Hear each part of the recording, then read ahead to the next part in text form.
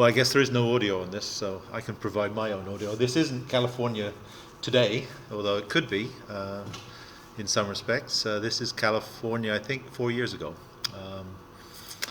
And it was at the occasion of the San Bruno pipeline disaster, where a natural gas pipeline going through San Francisco, very close to the airport, San Francisco International Airport, ruptured. And so I think on one of the very early times that we met, certainly in the first week, we talked about kind of the applications of this class. And there was one map of the US with this grid of capillaries, almost like a human body, and veins and arteries across it, covering the whole of the US, which are the network of gas pipelines that cover the country. Many of them used to bring up gas from the Gulf of Mexico to the northeast, where the consumption is, and now that's actually supplied locally from the Marcellus and goes to the northeast. But they funnel into a series of salt caverns. So the salt caverns are made by putting a drill hole down in salt, circulating water at the base of that casing, and then pulling the casing up so it dissolves the cavity, which starts looking like a long vertical cigar. And you pump gas in there, displace brine onto surface ponds, and then when you need the gas at 7 o'clock in the morning in New York City, you just pump the brine back in and displace the gas to be able to use by consumers. And so clearly pipelines, which is what we're talking about now, are important components of everyday life in the US and elsewhere, for that matter. You should probably never watch RT. It's not exactly without bias, but this is actually a shot of someone gassing up their car. And I suppose you can see in the background there's something going on. This is the same deal. This is the San Bruno event evolving from its initiation.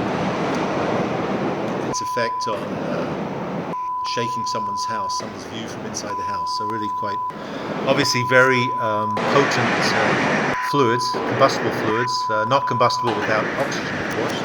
But once you add oxygen to it, then you have a combustible mixture. So yeah, I'm not sure that I want to hear a bunch of expletives, I guess, in there. So we won't worry about that. And so it's not without controversy as well.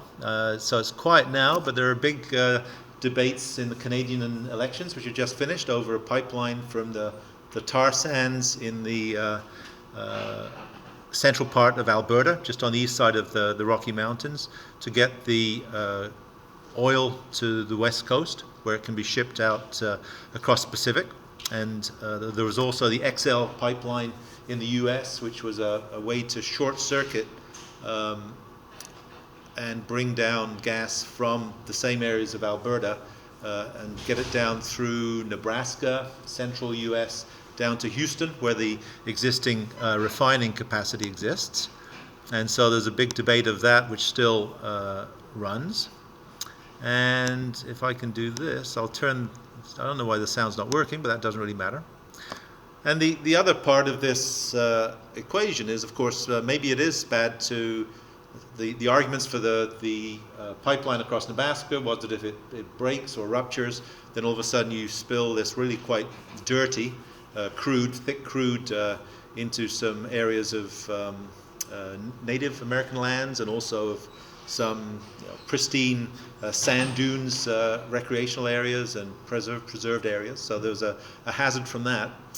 So that's one reason not to do it. I guess the whole climate change thing is one reason not to do it as well, since it's higher in carbon than, say, natural gases. The other side of the equation is this, is that if you don't have pipelines, and we're talking about pipelines, you have to ship it some other way. And typically the other way to ship it from Western Canada to Eastern Canada is by tanker cars. And so there are lots of possibilities for accidents to occur if that happens. This is one such accident that occurred at Lac Mégantic. I'm not sure exactly when. It was probably on the previous screen a few years ago now. But it was a tanker train that was parked uphill from a town in Quebec. The driver thought he'd put on the handbrake, and left the train for the night. And for whatever reason, explained in this video, but we're not privy to it because I don't think it's broadcasting the sound. The brake went off during the night, and the net effect was that the train brakes were released for some reason. There was no one there to be able to steward the locomotives and the cars that were attached to it, and it was on the top of a slope above a town that the train then rolled down into. And so the brakes came off and it rolled downhill into the town of Lac Magantic, and in relatively short order tried to go around a curve in the town and was derailed and exploded because some of the crudes, especially from the Bakken, not necessarily from Western Canada, but from North Dakota, are actually quite volatile, I think, in terms of the gas content in them. And so there were a bunch of people in a bar, so I think 40 people or so were killed by the ensuing tragedy that resulted from this. So that's just to show maybe the other side of the flip side of the pipeline coin, and why you might want to use pipelines, because intrinsically they're potentially more safe. And so that's maybe preamble to what we'll talk about today. The other thing that I should add to this maybe is our video from last time. This one, I think. So we get rid of this. So we'll use that maybe a bit later. Come back to that. All right. So just let me make sure that all these things sound is off.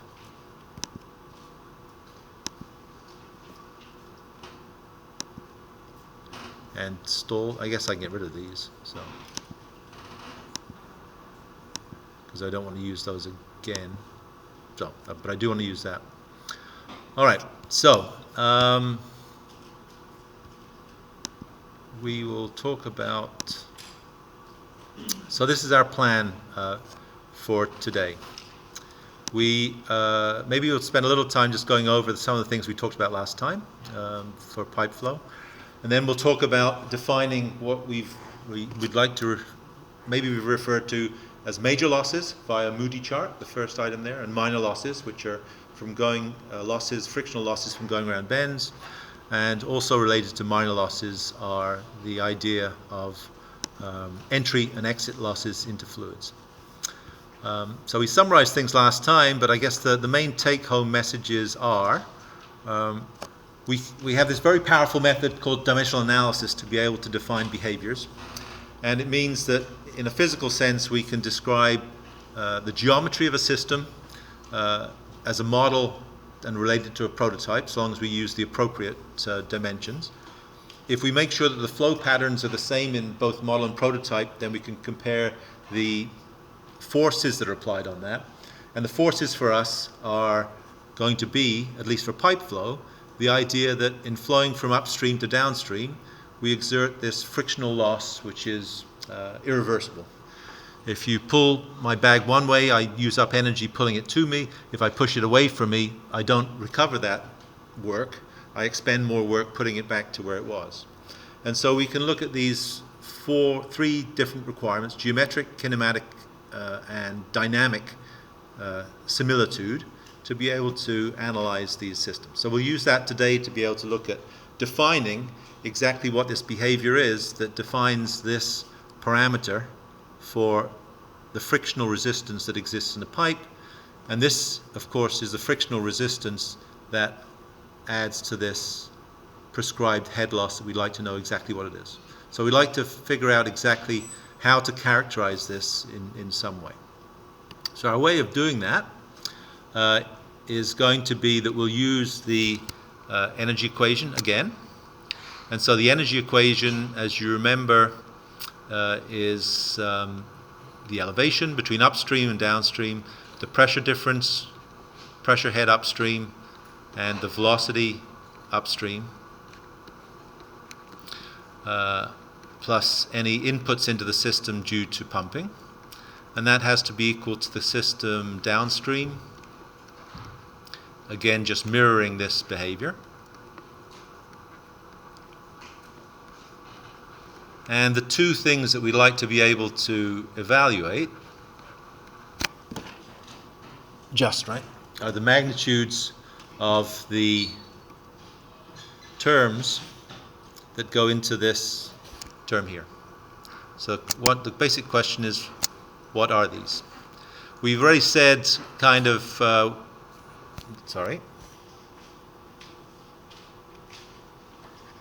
you know that is not the case. And we've already said that they look something like this, just as an expression that we'll end up seeing later. But let's rationalize how we'll do it. And also this as a loss coefficient and this inertial term. So these are for friction factors of pipes. And these, as we mentioned last time, were for things like bends, for fluids going around a bend. And so we'd like to be able to figure out exactly what these magnitudes are. And ultimately what, for at least these major losses, so these are referred to as major losses. They're actually quite small incrementally, but because the pipes are typically long, and if they're pipelines that cover the US, they're obviously very long. And so incrementally they're small, but applied over a very long pipeline, they're quite large. And these are referred to as minor losses. So each of these components. And so maybe the easiest way to look at this is to think about a geometry where we have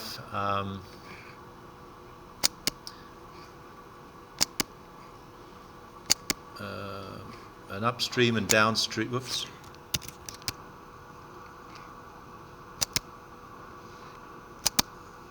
This is the easiest way to do it.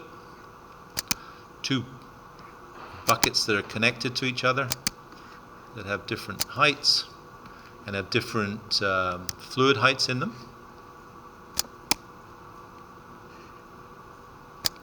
And relative to some datum, I suppose, where this is our elevation. And so what we're interested in being able to do is look at the behavior between 2 points that we can choose. And certainly we can choose 2 points, and I'm going to mark 4 different points on this. And I'll label these point 0, 1, and 2, and 3.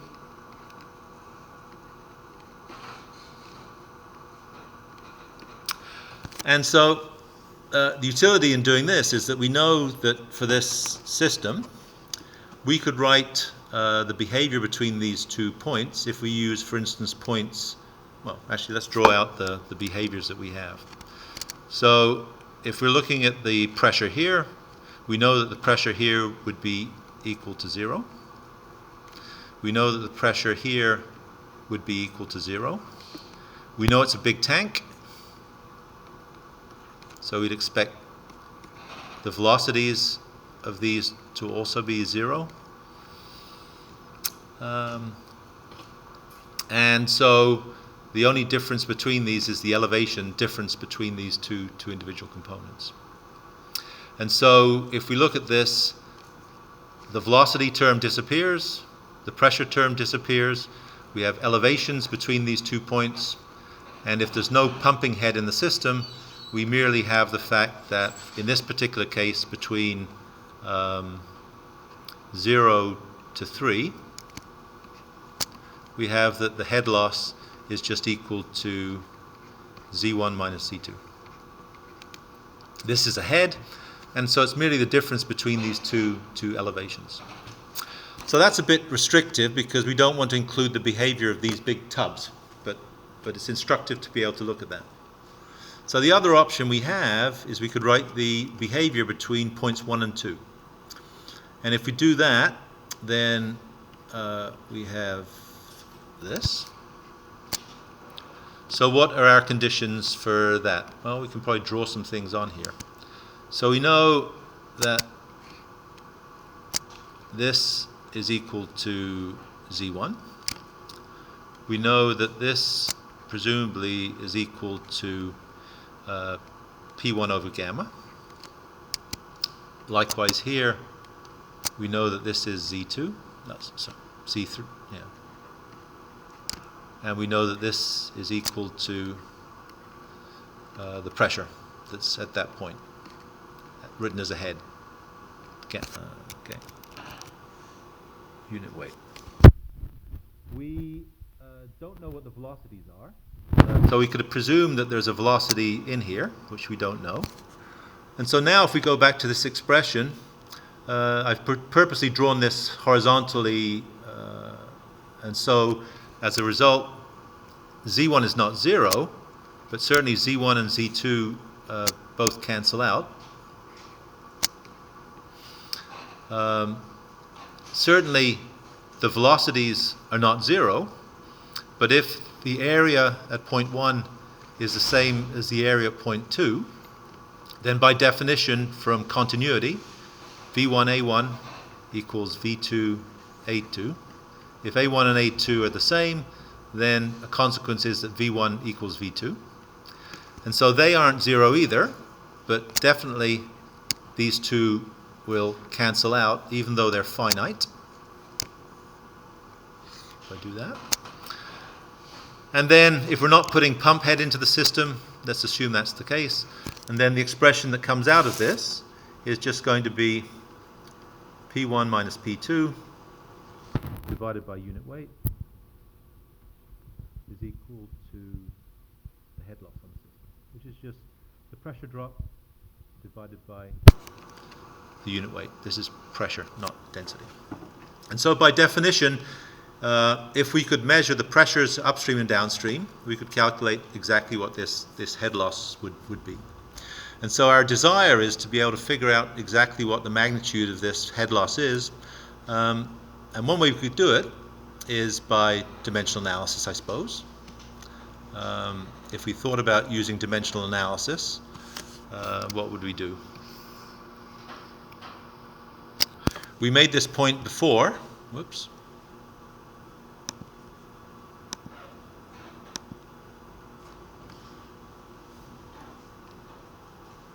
No, this one, yeah. We made this point before that there are these three requirements that we would have, that almost certainly the behavior would be defined in terms of a Reynolds number and an Euler number. And so we could actually put this together to be able to figure out exactly what this might look like. And so just by, not by using Buckingham pi, but just by almost guessing, we could use, for instance, dimensional analysis.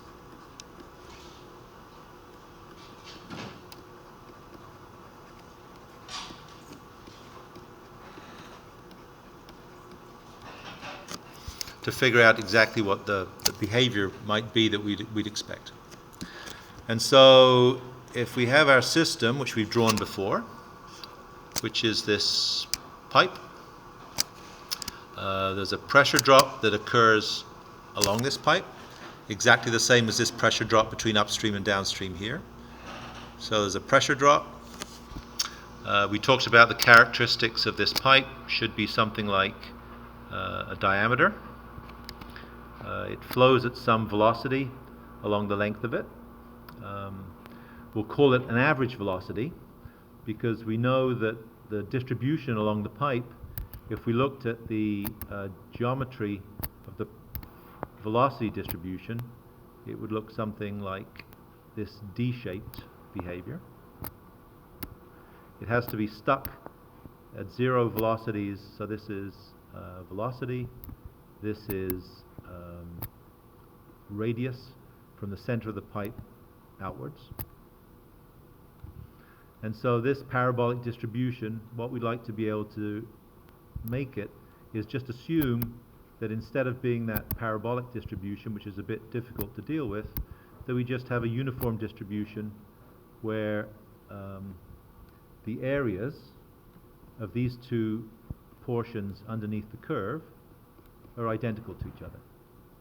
And if that's the case, then this is the average velocity. We're just taking the flow rate, total flow rate that occurs, and dividing it by the area that flows through, and that would give us the average velocity. So we have these properties that define an average velocity.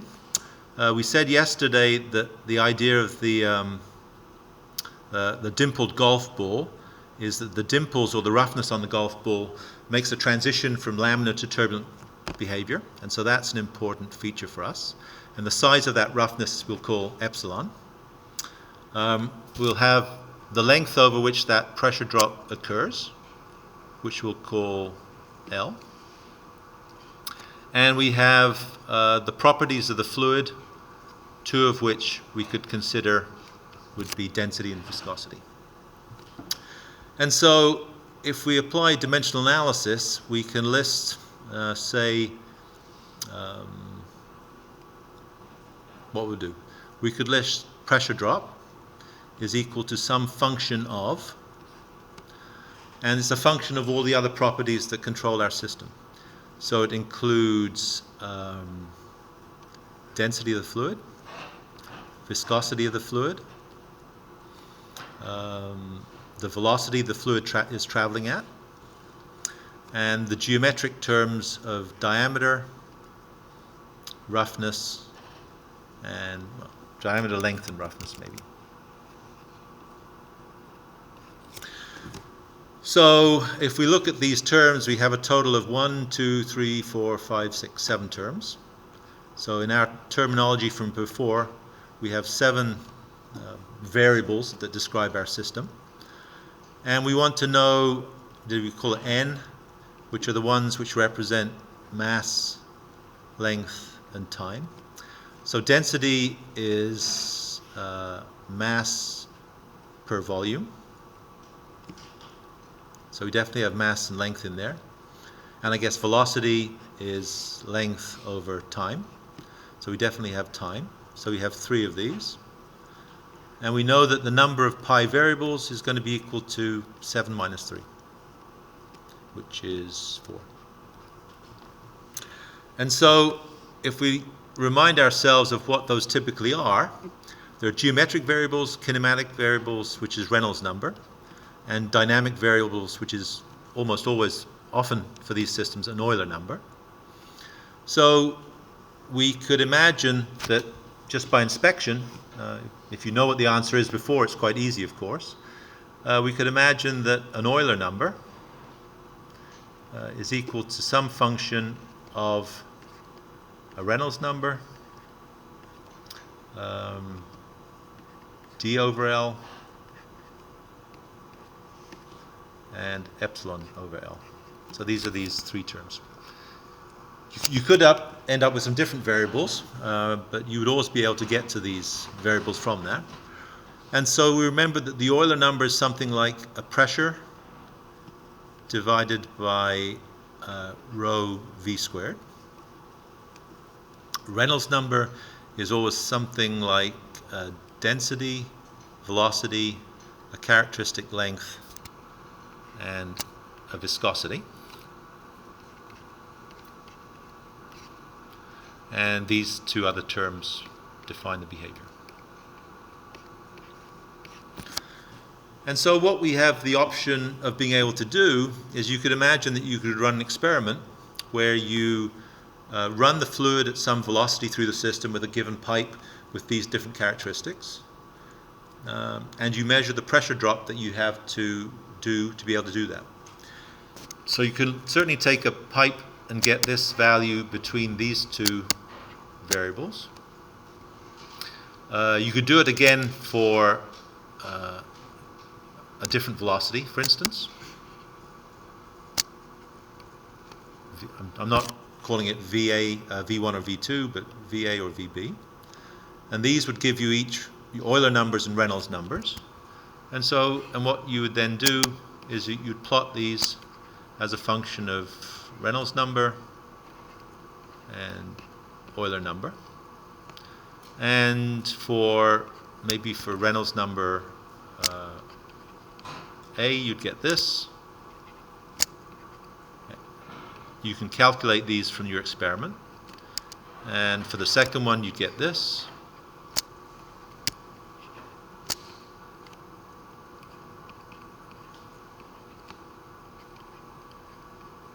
etc.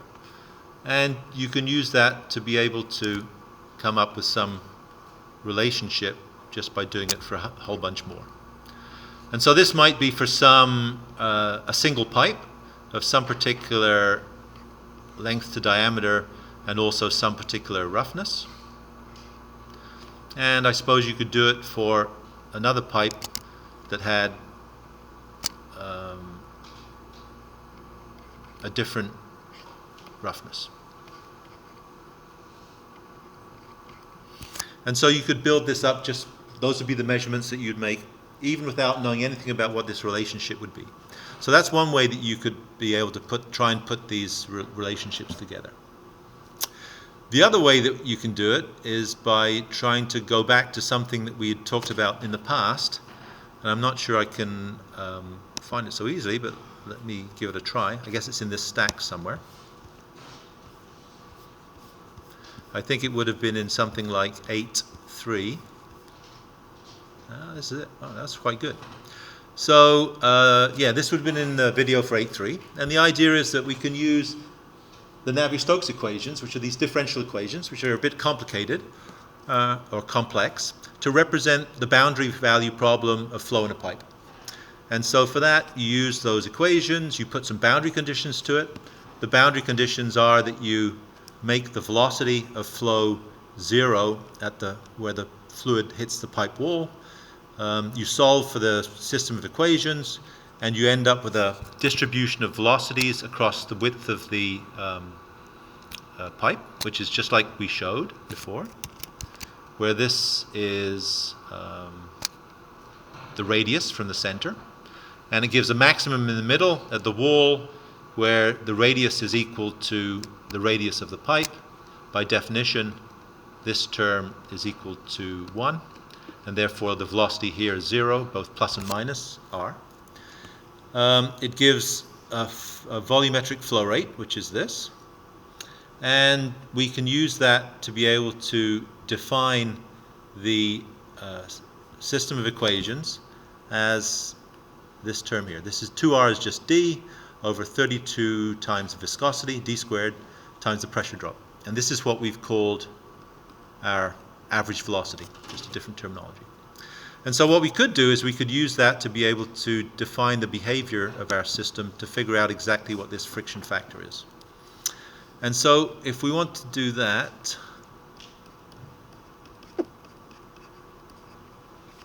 and we are 10.2, right, today. So we could also use the solution for pipe flow.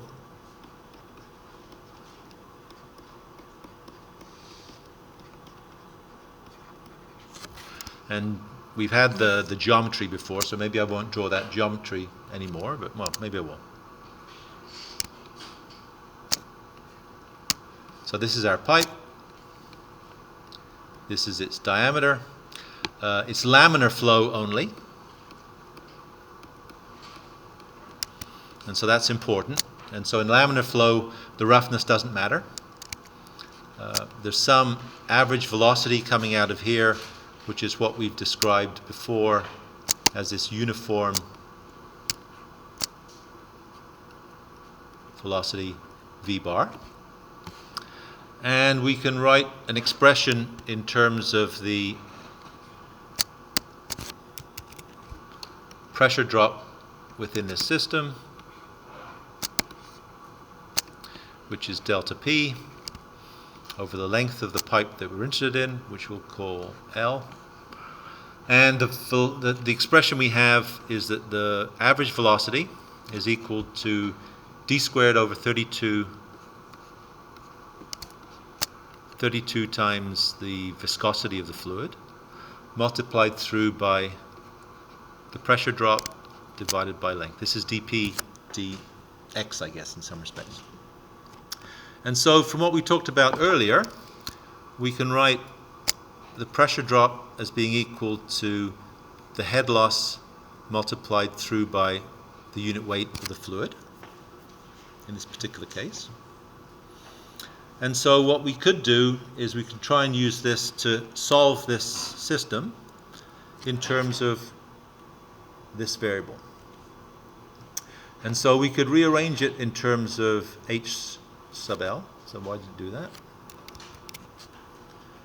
So we can rearrange it in terms of h sub l is equal to average velocity.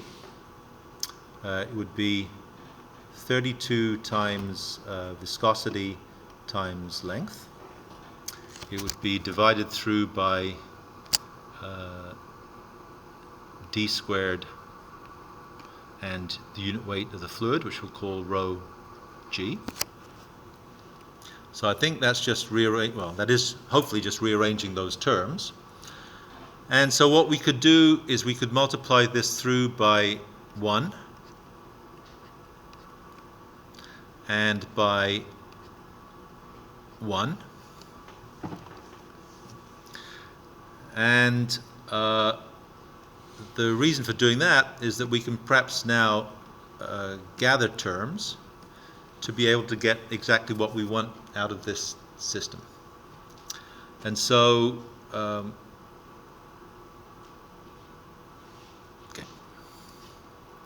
so what do we want to get from this? So we have a length. So we said before that we have a length and a diameter.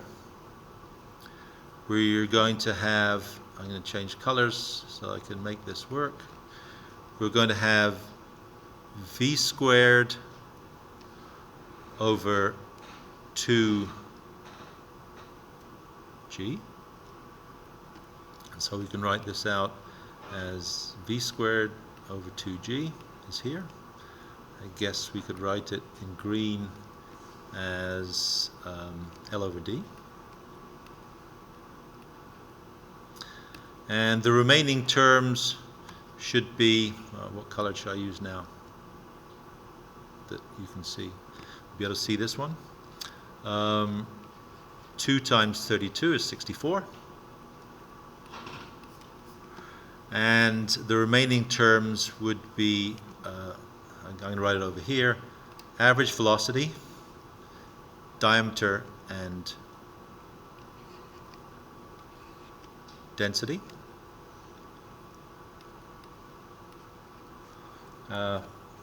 All multiplied through by viscosity. And so this is useful in some respects. It's a bit of a horrible thing to look at for the colors, but it basically says that the head loss is equal to 64. This is 1 over Reynolds number, right? 64 over Reynolds number multiplied by length over diameter and multiplied by the velocity head. So this is the average velocity in the pipe, not within the tanks or whatever. And so now we've defined this, and we said before exactly what this expression was, is that this term here is what we'll refer to as a friction factor.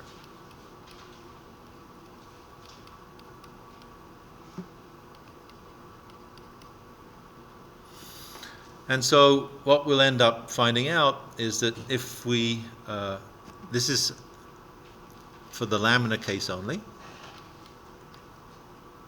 should make that clear that that's the case. And so what we could do is we could plot, for instance, the magnitude of this friction factor and define it in this particular case. It's already predefined. And so we could, for instance, make a plot that looks like this, which is what we'd like to use. This is friction factor on one axis, Reynolds number on this axis. And if we do that, we know that the friction factor is just equal to 64 over Re, which would look something like this if it's on a natural scale or a log scale. You increase Reynolds number, the friction factor gets smaller. And it's a single line that isn't dependent.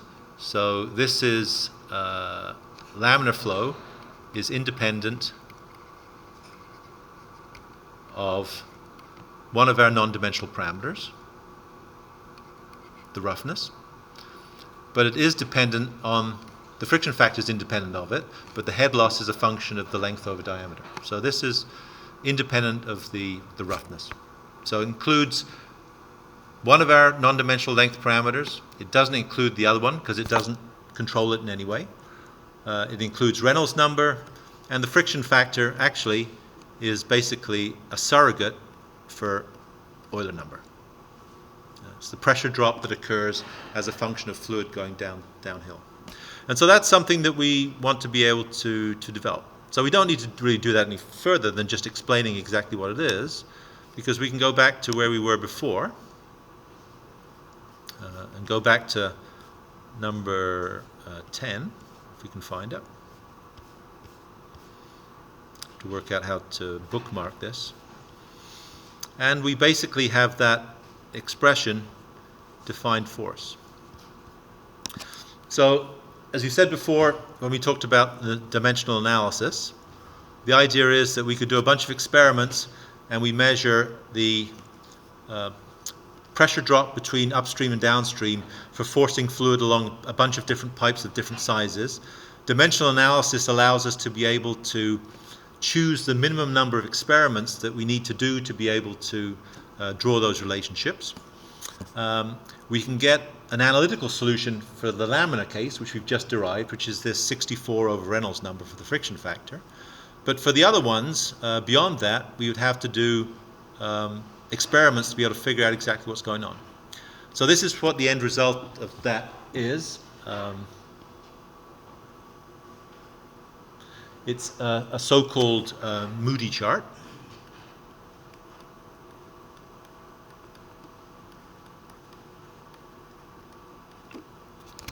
And what it allows us to be able to do is to calculate exactly what these friction factor magnitudes are.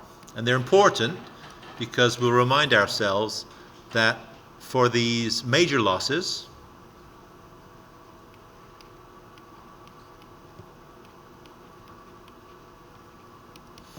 they're always given by a formula which is this: friction factor, length over diameter, and the velocity head, v squared over 2g. This is the velocity head within the pipe, not outside the pipe, upstream or downstream, but actually within the pipe. And so it shows us some interesting behaviors that are worthwhile noting. And so I will make my thing a bit larger. The first is that this is the expression that we've just defined. We said that we're interested in laminar flow. And so if you look at this graph, 2 times 10 to the 3, which is this magnitude here.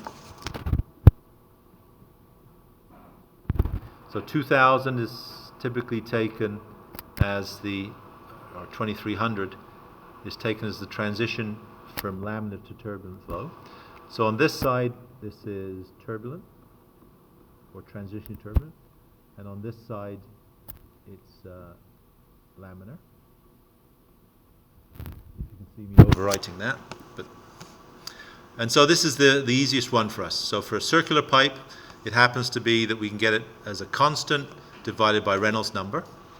And importantly, in this, the friction factor, if I'm still on there, so in the laminar regime, that's kind of a blunt instrument, which I don't like very much.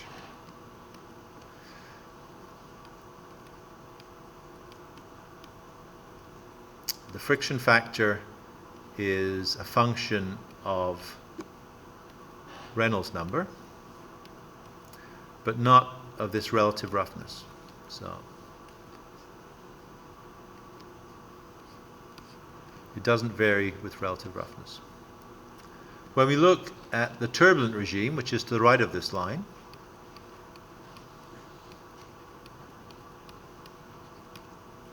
then the friction factor now switches in terms of its dependency.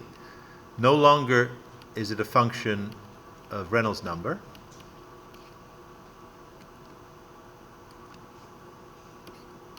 but it is a function of relative roughness.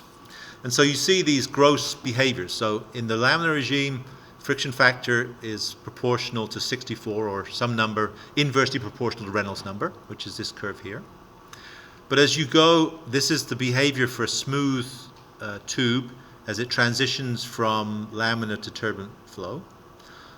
But you see that for different magnitudes of relative roughness, so this would be relative roughness that looks like this, and this would be relative roughness that looks like this, very rough in terms of a big number of this.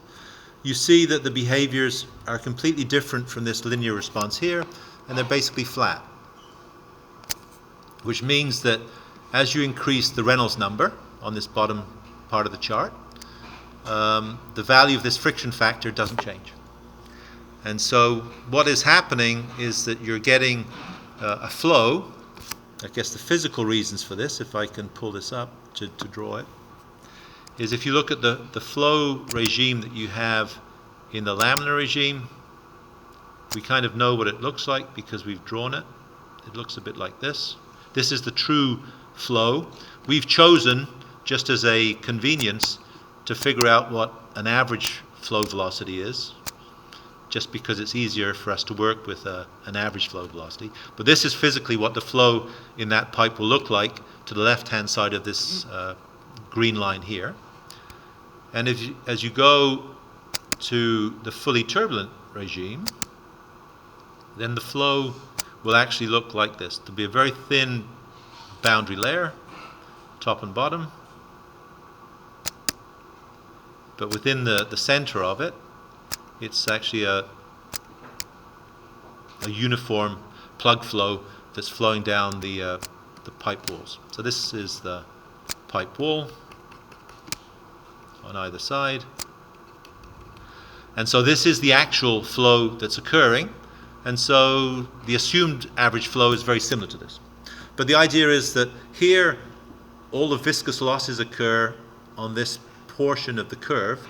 And we know that from previous, right, that Newton's law of viscosity is this.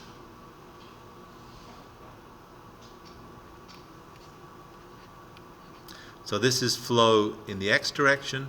So it's how the velocity in the x direction changes as you go in the y direction.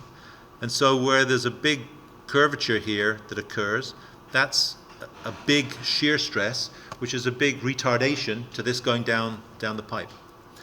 When this occurs very quickly, then this means that the frictional losses really occur only on this very thin boundary layer, which is quite efficient. And you have this big plug of fluid where there's no internal deformation that's occurring. It's just moving like a plug of fluid, and therefore it's actually more efficient. And so what the role that relative roughness plays is that it sets the flow, changes it from being laminar to turbulent. But once it's turbulent, then the losses now are no longer a function of Reynolds number. You just have a single friction factor, which makes sometimes solving the equations relatively straightforward. As you get rougher and rougher walls moving up here, the friction factor gets larger and larger. So there's more resistance to flow as you get rougher walls. As you have smoother walls, because the thickness of this boundary layer is thinner for the smaller roughnesses, then you get much more efficient flows. If you have a smooth pipe, then you never actually come off this line. So that's the other thing to recognize here. And so the way that we solve our system of equations to represent this is kind of controlled by these two behaviors. And so this expression here, even though it's not very clear in the way that I've framed it on top of everything, is quite important, these dependencies. So in the Laminar regime, obviously friction factor is scales with 1 over Reynolds number. In the turbulent regime, it doesn't. In the laminar regime, roughness has no influence whatsoever. In the turbulent regime, roughness is everything. It actually defines fully what the friction factor is as this horizontal line. And so if you know that, you can use that to be able to solve for the magnitudes of the head losses that you have within the system. Because now, in turbulent flow, you know this immediately as the geometry of the pipe. And so if you know the velocity, you can calculate what this head loss is. The rub is, if you're working with a laminar system, because this number now is proportional to 1 over Reynolds number, and Reynolds number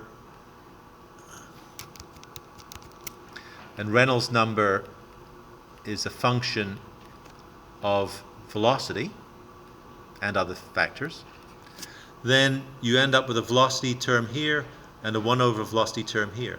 But unfortunately, this friction factor depends on the velocity, which you don't necessarily know unless it's prescribed. If you know it, then you know exactly where you are, and you can calculate whether you're laminar or turbulent, and then you use the appropriate friction factor to be able to do it. And so that's basically what we'd like to be able to do. The other item in this, which we haven't talked about, is if we go back to what this geometry would look like. I suppose what we could look at would be maybe taking this part out here. Whoops, I didn't mean to take that out.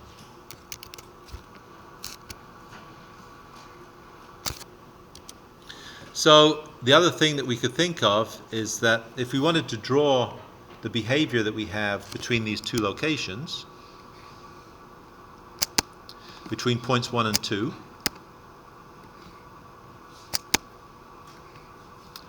and it's kind of the essence of what our discussion, I don't really like that, let me do this.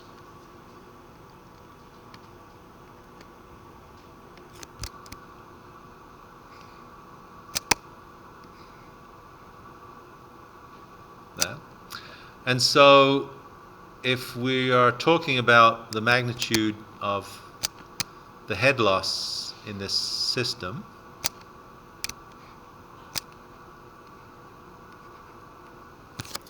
which we're trying to calculate, so that's the system that we're trying to deal with, we might think that the behavior is given by the fact that in going from here, we could draw the energy grade line.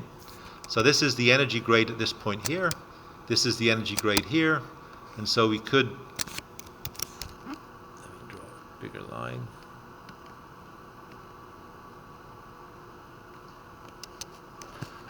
We could draw, it's not very good, I'm not doing a very good job.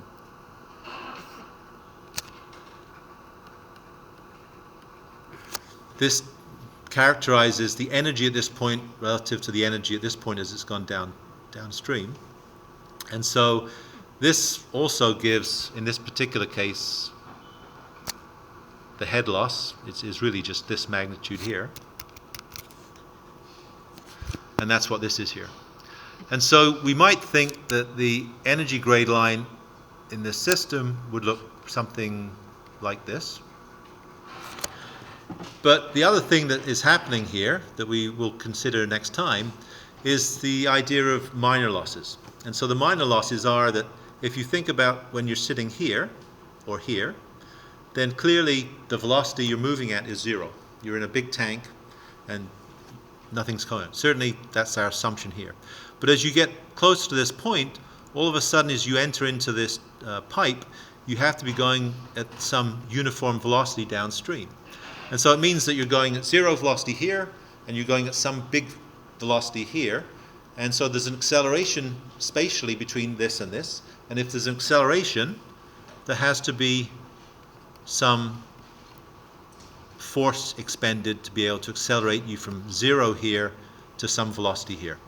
And so that's the essence of a frictional loss, not by viscous shearing in the system, but by the fact that I'm taking something that has 0 velocity here and I'm accelerating it, and so I have to apply a force to be able to do that. And so typically what we think about in terms of this is that there are 2 components to this behavior. And so the first is that at this point here, there's a frictional loss. At this point here, you can come in if you want, not a big deal. Even if you're coming for the next class. And that between these points, we have this magnitude here. So in this particular case, this head loss would be equal to the friction factor, length over diameter of the pipe, and V squared over 2G. And this would be the major loss that occurs between these two points here. So I guess it would actually be this height in here. This would be HL.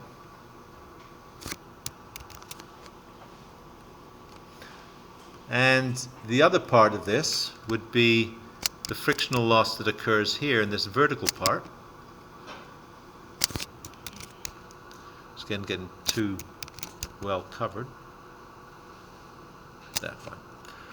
And this head loss is just going to be some parameter that we haven't defined yet, but again, V squared over 2G. And this would be, if you like, this would be head loss 1 minor. This would be head loss 2 minor. And this would be head loss major. So it's a combination, if you like, of those. And so when we're using this expression at the top, then really what we're doing is we're summing up all the individual head losses that exist in the system. Both minor ones, entry into a pipe or exit out of a pipe, and major ones, which are small incrementally, because this is typically a small number, but large overall, because this is typically a long length. And it's the summation of those that gives you the total head loss. In this particular case, would just be equal to HL1 minor plus HL major plus HL2 minor, if those show up. So we'll go through that plenty in the future, but I suppose the important thing is to realize is that each of these head loss terms are both defined in terms of velocities, and it's the velocity within the pipe. Obviously the velocity in the tank before it moves is 0, but it's the velocity in the pipe that defines these losses. So if it's going around a bend, which we made the point earlier on, then these minor losses in the fittings, then it's the velocity inside this, the speed, I guess. Velocity is a vector, right? It has direction and magnitude, but it's just the speed of flow within the system that we end up using.